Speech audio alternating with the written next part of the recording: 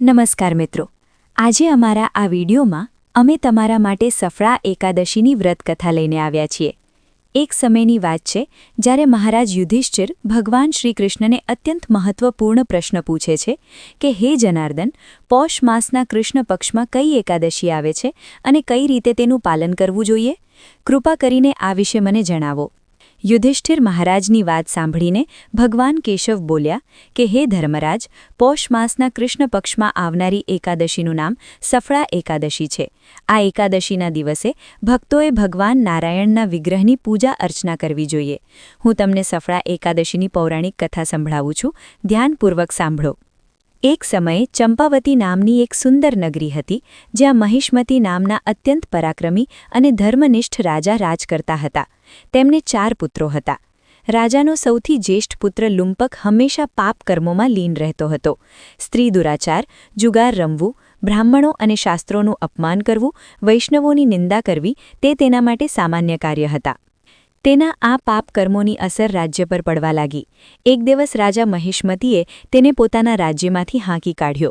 લુંપક રાજ્યની બહારના એક જંગલમાં રહેવા લાગ્યો, પણ હજી પણ તેની પાપમય પ્રવૃત્તિમાં કોઈ કમી આવી નહીં। તે દિવસે જંગલના પ્રાણીઓનો શિકાર કરતો અને તેમના માંસનું ભક્ષણ કરતો અને રાત્રિના સમયે નગરમાં જઈને લૂંટફાટ કરતો હતો। અનેકવાર લોકોએ તેને ચોરી અને લૂંટફાટ કરતા પકડ્યો પણ હતો, પરંતુ લુંપકના પાપ કર્મોનો અંત આવ્યો નહીં। તે જંગલમાં એક અતિ પ્રાચીન, વિશાળ, ભગવાન શ્રી હરિને પ્રિય એવા પીપળાના ઝાડ નીચે રહેતો હતો। આ રીતે ઘણો સમય વીતી ગયો। આખરે તેના જીવનના પરિવર્તનનો સમય આવી જ ગયો। એક દિવસ પૌષ માસની ઠંડીના કારણે તે આખી રાત સૂઈ શક્યો નહીં। શીત લહેરોથી બચવા માટે તેની પાસે પૂરતા વસ્ત્રો નહોતા। પૌષ કૃષ્ણ પક્ષની દશમીના દિવસે તે આખી રાત જાગતો રહ્યો। શીત લહેરોના કારણે તેનું શરીર શિથિલ થઈ ગયું અને તે મૂર્છિત થઈ ગયો। બીજા દિવસે એકાદશીના મધ્યાહનના સૂર્યની ગરમી પામીને તેની મૂર્છા દૂર થઈ। ઢસડાતો પડતો તે ભોજનની શોધમાં નીકળ્યો। પશુઓને મારવામાં અસમર્થ હોવાથી તે ઝાડ નીચે પડેલા ફળો લઈને તે જ પીપળાના વૃક્ષ નીચે પાછો આવ્યો। તે સમય સુધીમાં સૂર્યાસ્ત થઈ ચૂક્યો હતો। આ અસહાય સ્થિતિમાં પોતાના પૂર્વજન્મના કર્મોના કારણે તેણે ભગવાન નારાયણને યાદ કર્યા અને કહેવા લાગ્યો કે હે પ્રભુ, મારી કેવી સ્થિતિ થઈ ગઈ છે? હવે આ ફળ તમને જ અર્પણ છે। આ ફળોથી તમે જ તૃપ્ત થઈ જાઓ। તે રાત્રિ પણ ઠંડીના કારણે તે આખી રાત જાગતો રહ્યો અને ભગવાનનું સ્મરણ કરતો રહ્યો। આ રીતે અજાણતામાં તેણે એકાદશીના વ્રતનું પાલન કર્યું। અજાણતામાં કરવામાં આવેલી આ તપસ્યાથી ભગવાન પ્રસન્ન થયા। બીજા દિવસે સૂર્યોદય થતાં જ એક સફેદ તેજસ્વી ઘોડો લુંપકની પાસે આવીને ઊભો રહ્યો। તે જ ક્ષણે એક આકાશવાણી થઈ, હે વત્સ, આ ઘોડો તારા માટે આવ્યો છે। ભગવાન નારાયણની અપાર કૃપા અને સફળા એકાદશીનું નિયમપૂર્વક પાલન કરવાના કારણે તારા સમસ્ત પાપ નષ્ટ થઈ ગયા છે। હવે તું આ ઘોડા પર સવાર થઈને તારા પિતા પાસે તારા નગરમાં પાછો ચાલ્યો જા। તારું રાજ્ય તને પાછું મળી જશે। આવી આકાશવાણી સાંભળીને તે ગદગદ થઈ ગયો। સફળા એકાદશીથી અર્જિત પુણ્ય ફળના કારણે તેનું શરીર ફરીથી કાંતિમાન એટલે કે તેજસ્વી થઈ ગયું। તે જ ક્ષણે તે પોતાના રાજ્યમાં પાછો આવ્યો અને પોતાના પિતા પાસે ક્ષમા યાચના કરવા લાગ્યો અને તેમને આખો વૃત્તાંત કહી સંભળાવ્યો। તેના પિતાએ જ્યારે તેને સમસ્ત સદ્ગુણોથી યુક્ત જોયો ત્યારે તેઓ અત્યંત પ્રસન્ન થયા અને લુંપકને રાજ્યનો કાર્યભાર સંભાળીને પોતે વનમાં તપસ્યા માટે ચાલ્યા ગયા। આ પ્રકારે લુંપકે પોતાના રાજકુમાર હોવાની બધી જવાબદારીઓ નિભાવી। પોતાના પિતાના પગલે ચાલીને તે પોતાના દેહનો ત્યાગ કર્યા પછી વૈકુંઠ લોકને પ્રાપ્ત થયો। કથા સમાપ્ત કરતા ભગવાન શ્રીકૃષ્ણ કહે છે કે હે રાજન, જે વ્યક્તિ સફળા એકાદશીની આ કથાનું શ્રવણ કે વાંચન કરે છે તેમને રાજસૂય યજ્ઞોનું પુણ્ય ફળ પ્રાપ્ત થાય છે। તેમના સમસ્ત કષ્ટ નષ્ટ થઈ જાય છે અને અંતમાં તેઓ વૈકુંઠને પ્રાપ્ત કરે છે। જય શ્રી હરિવિષ્ણુ। સફળા એકાદશી માગશર મહિનાના કૃષ્ણ પક્ષમાં આવતી એકાદશી છે। નામ પ્રમાણે જ આ એકાદશી વ્રત ધારીને તેના તમામ કાર્યોમાં સફળતા પ્રદાન કરે છે। 1.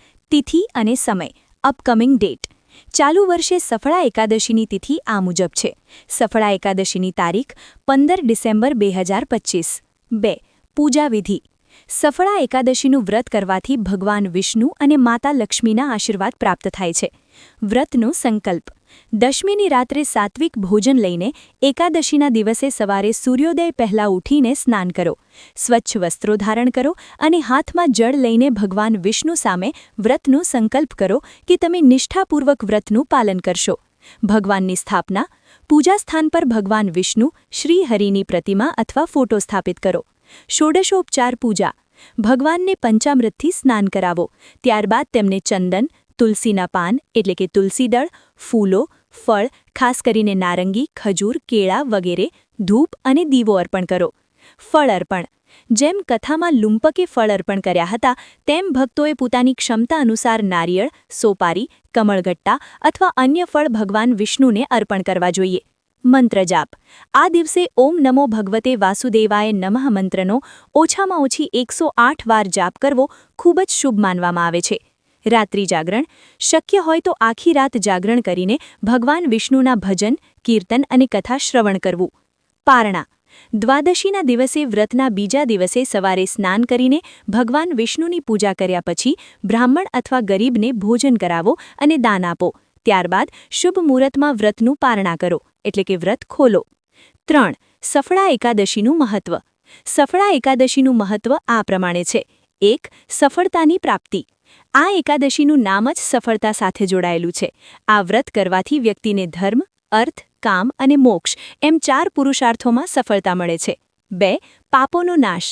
જે રીતે કથામાં લુંપકના પાપ નષ્ટ થયા તેમ આ વ્રત નિયમપૂર્વક કરવાથી જાણીતા અજાણ્યા બધા પાપોનો નાશ થાય છે અને મનુષ્ય શુદ્ધ થાય છે. 3. પુણ્યફળ. ભગવાન શ્રી કૃષ્ણના કહેવા મુજબ આ કથા સાંભળવાથી કે વાંચવાથી રાજસૂય યજ્ઞ કરવા જેટલું પુણ્ય પ્રાપ્ત થાય છે. 4. વૈકુંઠની પ્રાપ્તિ. આ વ્રતના પ્રભાવથી જીવનના અંતે ભક્તને વૈકુંઠ લોકમાં સ્થાન મળે છે.